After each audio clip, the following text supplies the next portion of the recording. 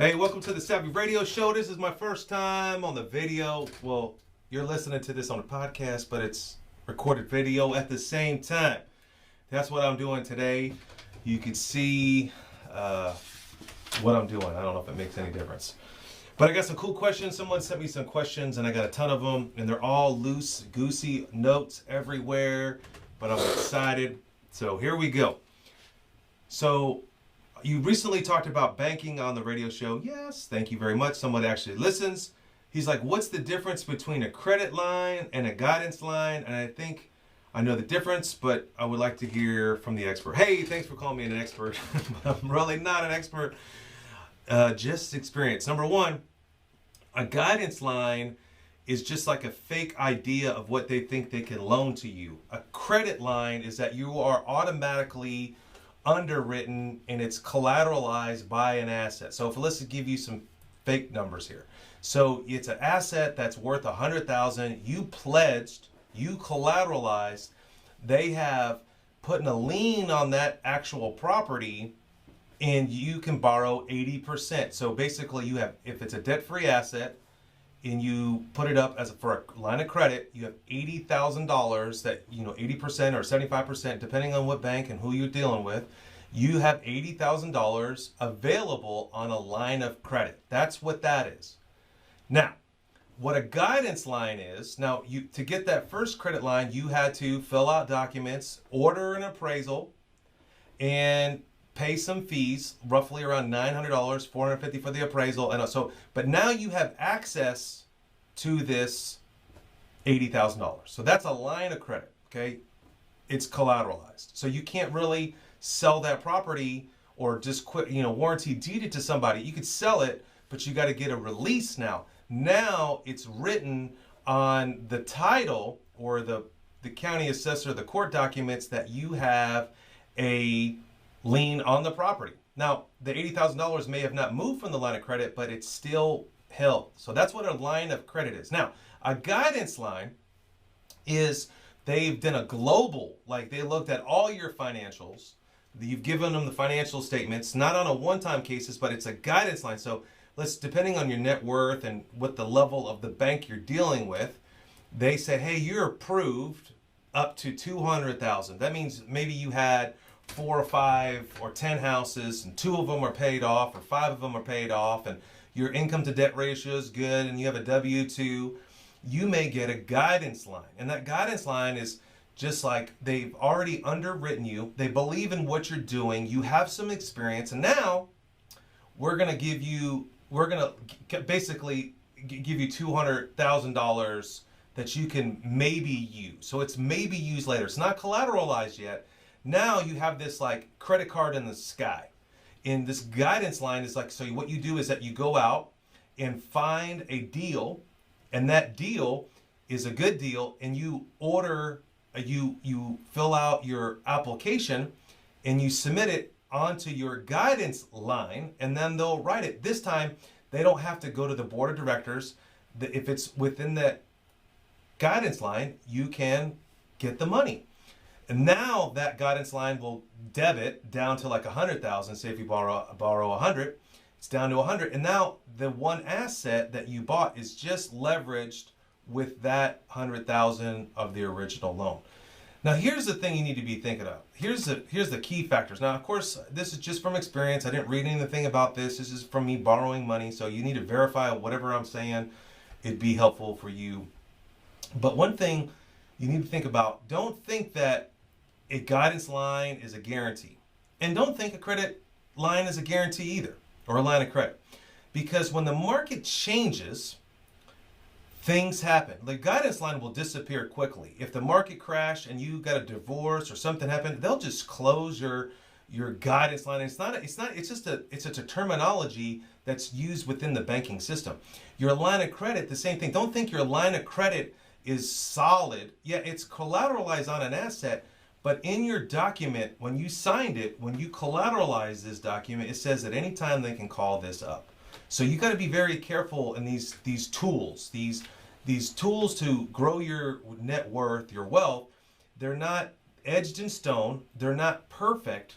and they're just used for different reasons. And so let me give you some reasons why you could use these tools to help you in your business. Now, keep in mind, now the line of credit is pretty solid. You have a loan pretty much established already, and they're not going to call that up unless it gets weird. And like, and some banks may require you to submit financials on a yearly basis, and some banks on a line of credit, they want you to exercise it too.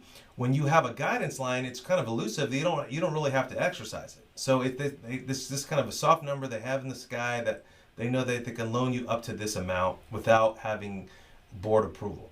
The line of credit's already established, already done. You could use it any time, but still, you need to understand. Now, here's some things that why would I use these tools and how I use them. First of all, I build a relationship with the bank, Skippy, and I find out what my guidance line is. So based on your net worth or where you're at in your portfolio, I can line up a certain amount with the bank. Let's just say 500,000. So I actually build relationships with several banks. Let's just say 10. At 500,000, that's how much? $2.5 million of available credit that I'm able to access. Now, banks talk to each other. If I ramp up 500,000 here, 500,000 there, the fourth or fifth bank may not be so privy to that, okay? That's one reason. But so I do build relationships with banks, and I establish a line of credit, or not a line of credit, I mean a guidance line. I give them my financials, they pull credit, we kind of go through an underwriting, I kind of give them my goals and what are my objectives, and I kind of get that ready. I want to exercise it as soon as possible. Then on another bank, I may have 2 or 3 or 5 debt-free properties, and I get lines of credit against them. So I have $300,000. Let's say I got 3 houses. They're worth $125,000 each. I get lines of credit. Now this is costing me money. The guidance line doesn't cost me money because it's just underwritten my loan, like if I'm bankable. The line of credit, I got to pay for appraisals on all 3 properties. I got to sign the documents. And now in some banks, they record it. So that's another thing you're going to need to be careful of. The guidance line is not recorded. Your credit line of credit is recorded, and it looks like an active account on your credit. So just again, you got to be cautious on how we use these tools. You don't want to just get lines of credit because it shows up as revolving credit. Now, on an installment loan on a rental property, it's a little bit different. But for fast and furious, so I got 3 houses leveraged, not really leveraged because I haven't used the line of credit. I have the ability to borrow $300,000, but I haven't exercised that. So I go out and build relationships with the banks to get guidance lines ready to roll. Then I get lines of credit on assets that I have, either debt-free or leveraged or in a bulk. Now I got $300,000 in cash. Now I have $2.5 million. This is how VanCauwenbergh do it. This is how I do it on a daily basis, ladies and gentlemen. If you have a question, I do this now. I've been doing this for 10 years, FYI. I have lines of credit built up worth $300,000. I pop off a few or 5 deals, maybe up to $200,000. I get that $200,000, say that's 3 deals. Then I take that $200,000 on my line of credit, which was a no money down deal because I used a line of credit. I leveraged the properties that were debt-free or had equity on them. I took those properties, those 5 or 3, $200,000, and then I go use my guidance line to write that paper with that bank, and it's already pre-approved, and usually within a short amount of time, I close those deals. And then I rinse and repeat, do it again. So that's the difference. Great question out there. Investor that's killing it. Appreciate you for asking that question. I'm taking questions, go to Savvy Investors, hit the radio show button, and I would love to help you in any way I can. Well, that was always 9 minutes, so we're going to keep on rolling here. Here's another one. First of all, someone, the thing that popped up today, another question, not a question, but it's like decisions. Listen, you can't spend a lot of time making decisions. This is a problem I see with society. This is a rant now. This is not a question. But if you got to think about something, you've got to make decisions, and this is how I make decisions.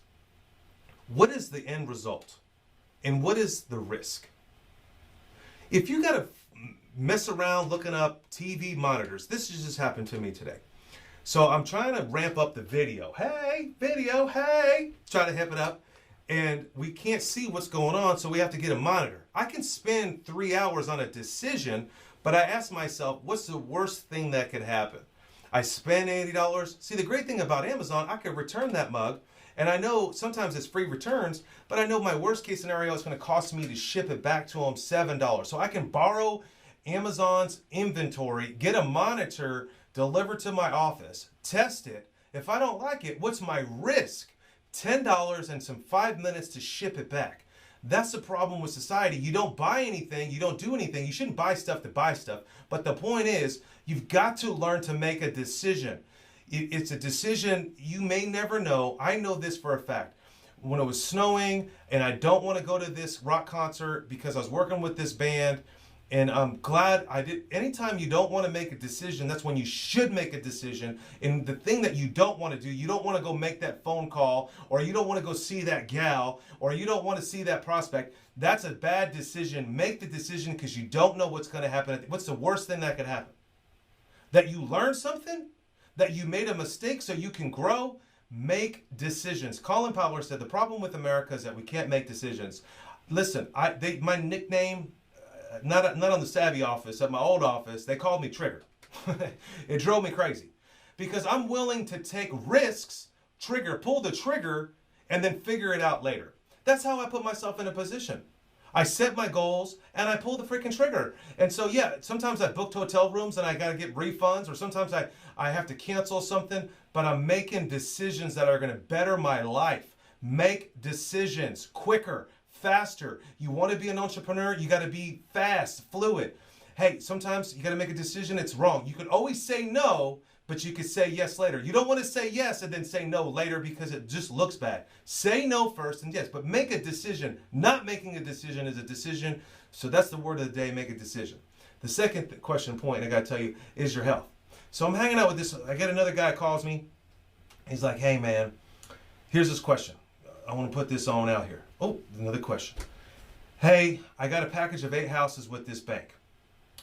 What do I do with this? I need, because I want to refinance, I need to get some money out. And I was like, how do I do that? Well, the first question is, I asked him, dude, what do you need the money for? He's like, I need the money for a roof and some improvements. I was like, okay. He's like, I got this portfolio with one bank, 8 houses. In one of those is worth 60, has an ARV, an appraised value of 65%. So there's equity left in one house on an 8 house. So the other 7 houses have no equity. I mean, there's equity, but it's at the maximum with this bank, 75 or 80. Can't remember what the question. So the question for him was, hey, I want to get cash out from this loan. How do I do this? Well, first of all, you got to ask yourself why. Is there a way, you can do this, and this is how you approach it. So let me just answer the question, and then I'm going to get on my freaking rant. Number one, first of all, you got to approach the bank and ask them, what does it take to release a property? Because one way you can do it, you can pull that one property out, since it's has so much equity in it, and refinance that property with another bank. So you got the 8, you take it down to 7, and you pull one out. So, but some banks require a bunch of stuff to do that. Or you could just straight up call the bank and say, hey, I would like to pull out $10,000 of equity on this asset against a total loan. And so there's just a conversation that you need to have with the bank, but you need to communicate properly, and you need to have they're going to ask you questions, and you can't fumble with these questions. For example, they're going to ask you, what are you going to need the money for? Well, I want to do some improvements. You can't say that. You got to say, I need to repair the roof. I need to put a new roof on. Be specific. The second thing is, like, they're going to ask, how much do you need? The guy that I talked to trying to help, he's like, I need maybe between 10 and 12. I'm like, bro, you can't talk in ranges with banks. You got to be specific. I need $12,000 to do a roof on a property. I have the money, but I have it. I'm going to use it for somewhere else. And I'm just going to, since I have equity left in this loan, but before you get into that conversation with the bank, you need to find out what their policies and procedure is on how to pull a house out. Okay? And maybe that's a podcast that I should do, and I'm already amped up. But here's the thing about this whole deal. First of all, you're thinking, like, is there another way that you can get this done? That's the question you should ask yourself. Why do I need the roof? How much does the roof cost? And the most important thing, you're spending all this time and effort, and this is where this conversation went. I was like, bro, it's freaking December 31st. The new year. You should be focusing on taking care of your health. You're the number one asset. You are. Get to the gym. Walk 10 minutes a day. You're getting depressed and worrying about a loan and all this stuff. But if you are healthier and a better individual, you can have better relationships.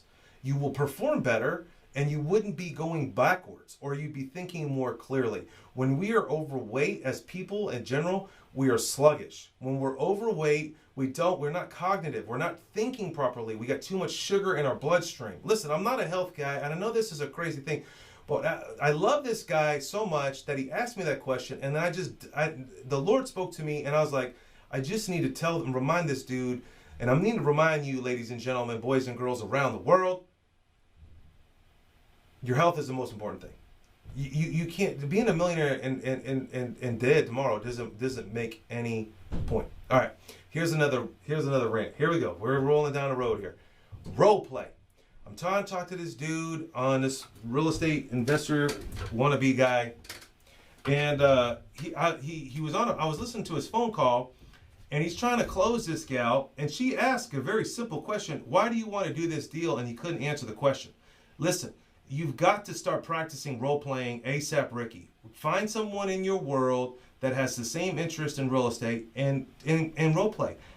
Role-play with if you need to borrow money, you've never borrowed money, you need to role-play on private money, or role-play on how to ask people to convert the IRA. Whatever the case may be, role-play. Practice. What do you think freaking athletes do? They practice. You can't just read one book and act like you're going to know what you're going to go. Get out in the environment. It's the easiest thing to do is practice on someone that knows the skill or has been down that road. Find a mentor and just practice 10 minutes. You can do it over the phone. You can do it through Zoom. You can do it through Skype. There's no excuse. The excuse is that you're freaking lazy. If you're going to expect to be a millionaire, show the F up and know the script. Know the script enough. Now, keep in mind, the script's not going to be perfect. You're going to have to ad-lib, but at least ad-lib by practicing. So the thing that you need to get out of today is that you need to role play. All right. Now, here's an interesting thing. Here's another scenario that came up. So I'm negotiating a deal right now. It's kind of an interesting deal. Maybe I'll do a podcast on this one. I don't know. So I've been back and forth with this dude for a while, and I'm at the end of the road of negotiating. This guy has these $500,000 worth of properties. Well, he thinks they're worth $700,000. Okay. They're appraised for $700,000. Automatically, I have a ratio. I'm going to offer 70%. I haven't even looked at him. I offered him $500,000. He comes back, takes off some of the properties, and then gives me a number.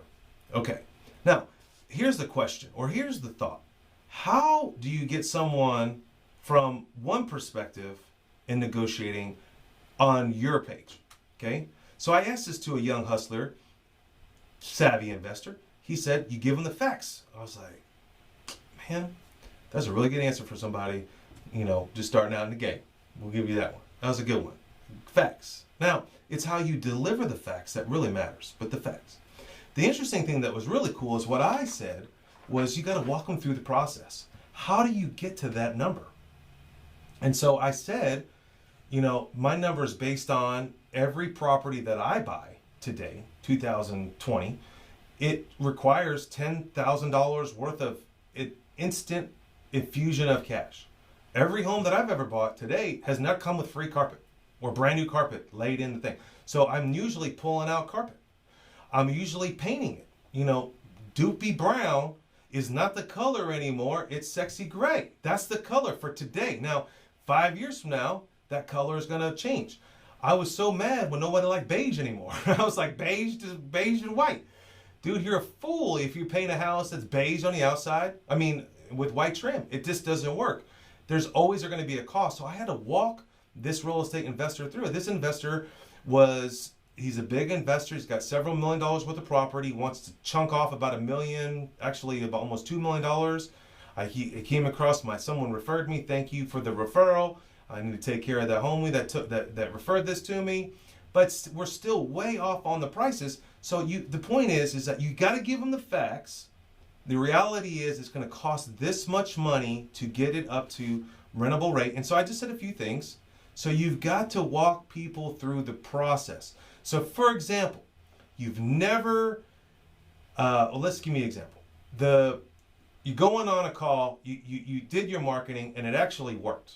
And someone actually called you. And you're going to have to go and lock up this contract. You're going to have to walk this person through if it's a creative deal.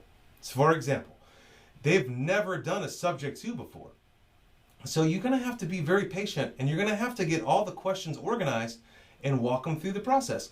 So like if you're trying to raise money from people that have self-directed IRAs, you're going to have to walk them through the process. And this will be a good Wednesday walkthrough. Basically, ma'am, you got to convert your IRA, your 401k, over to a self-directed IRA. What is that? So you have to explain what a self-directed IRA is. Walk them through the process. And the more that you walk them through, like we have to go to a title company and we have to get insurance and there's a lot of people will get overwhelmed. That's great. You are the expert. You're a real estate investor. You're the expert. That's your job, is to walk them through. When I'm patient, and I know a number one wholesaler that's phenomenal at this, he walks them through the process and he treats them like, I'm going to take care of all the details. You sit back and you relax and I'll take care of it, and you just sell me the home for $20,000 less.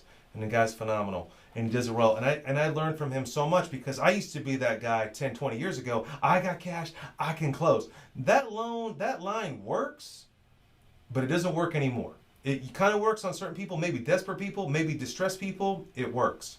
But it's called the hammer technique, and I don't think it necessarily works all the time. Now, here's a couple of tips for you for the end of the show. I've been coaching a very high C.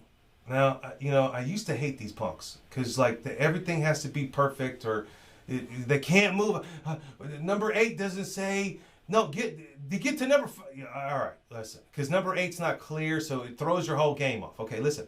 Standard procedures or standard concepts for closing deals is a standard, but it's not the default way of doing everything. So what I'm trying to say is, you got to have an understanding, a concept, but it's not always that way to do it. So what I'm trying to say is, yes, you can go get a bank and get a loan, but why not have another alternative to do that? We can do that with creative financing. It's impossible to be successful in the real estate game that not every transaction is the same. None of them the same. Like human beings, not one human being is the same. They're all different and all original. Only thing that's the same is freaking Burger King or McDonald's.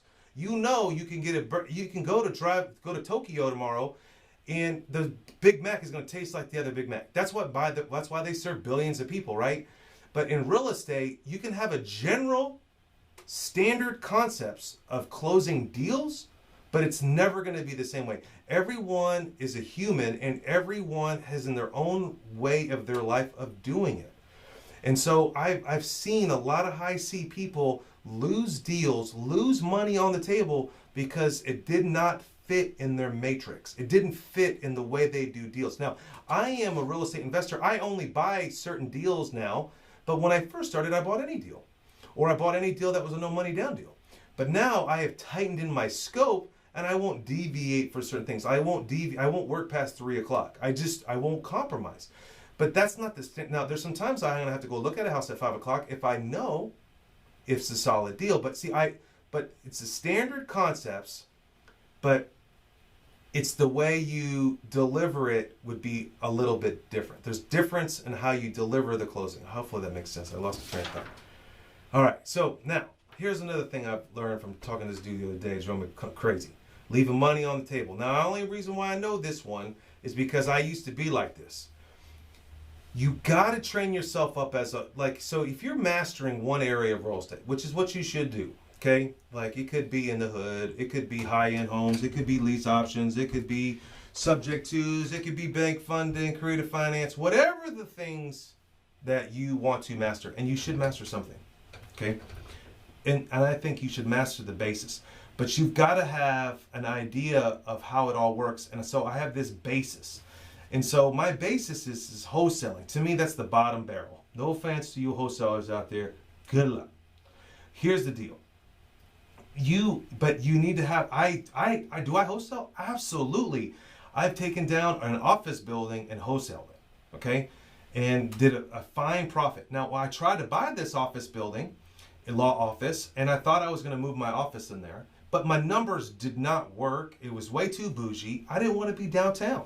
I don't want to be on 13th Street. I don't want to be dealing with corporate people that had to be driving around in their nice little Tesla while I'm trying to get home to my kids.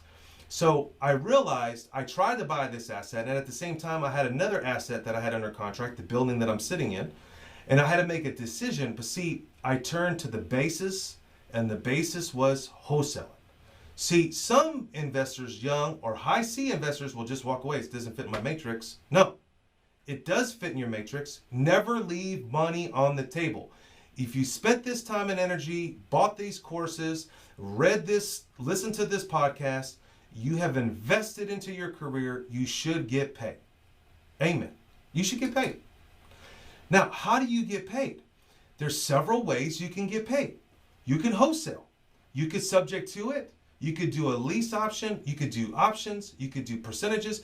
You can also get cash to sell the contract. That's kind of wholesaling. You can also partner with someone else called the JV in joint venture. So this deal that you're going to drive and go look at may not be the deal for you, but it may be the deal for somebody else. I have bought subject twos from wholesalers that didn't know the paperwork. They didn't understand it. It's complicated. It is, but I'm willing to take that risk. I will read about it. So keep in mind that don't just limit it to that thing. And so you may go to a call and the lady, it just doesn't sit in your matrix. This is why I love talking to like-minded investors, and I have one, and his name's Thomas Morgan. I call him, I'm like, dude, I got this deal. We talk about deals every day. We were talking about 7:30 in the morning on the way back from the gym. We're talking about a deal. Every day we're talking about a deal. I'm like, I got this deal, and this lady's like this, and she said that. He's like, dude, did you do this? No. That's why you got to get a network of loving people in your circle, maybe one, maybe two, maybe three. I have 3 people in my world. I call one phone number, no answer. I call another number, no answer. I call another one, they usually answer. I'm like, this is what I am thinking. And so that person is an expert in bank funding. This friend is an expert in creative. This friend is an expert in joint ventures. And so the question is, or the deal is, you have options. Don't leave anything on the table. Learn all the basis of all those things I said, and the rock bottom basis is wholesale. So if I run through the checklist in my mind, can I take it creatively? Can I take it no money down? Can I take this deal owner finance? Can I take this deal subject to? Can I take this deal, my new deal, lease options? Love them. Can I take it lease options? Can I take it this way? Do I want to use bank funding? Can I use bank funding? Is it smart to use bank funding? Should I use bank funding? No. Then I'm going to wholesale it. And that's how you should do it. All right. Man, I'm trying to think. What else? All right, that's it. Ladies and gentlemen, that's my notes for the day. Unless you bring me some notes or some questions. I would love to help you in any way I can. Make 2020 off the chizzy chain. Make it big. Do it big. Write your goals down. Matter of fact, my homie, he better email me. Email somebody your goals so you have some accountability. But what you should do for 2020, go buy an asset, at least one. And if you can't buy a house this year, buy a vending machine or buy an online business service. Buy an asset, effing people. The economy is crashing. Things are happening. You've got to figure out another alternative source of income. Multiple streams of income. That should be my word this year. Multiple streams of income. And it doesn't have to be on real estate. I love real estate. I'm passionate about it, man. But I'm really getting into like vegan stuff. Maybe a vegan restaurant, or maybe online, or maybe selling this or doing that. Maybe a t-shirt, realdealhustle.com. You never know, but you can't rely on one thing. Be a little diversified. Put all your money in real estate because it works. Any of the money that you make out of real estate, put it somewhere else. If you got no assets, start buying some assets. Invest. If you have $1,000, start loaning that money out to a young kid. Have them flip it. Start buying cars. Figure it out. Partner with somebody. Do something this year that you would never do before. I would love to hear about it. Tell me about it. But with that process, whatever you're going to do, it's got to yield an asset.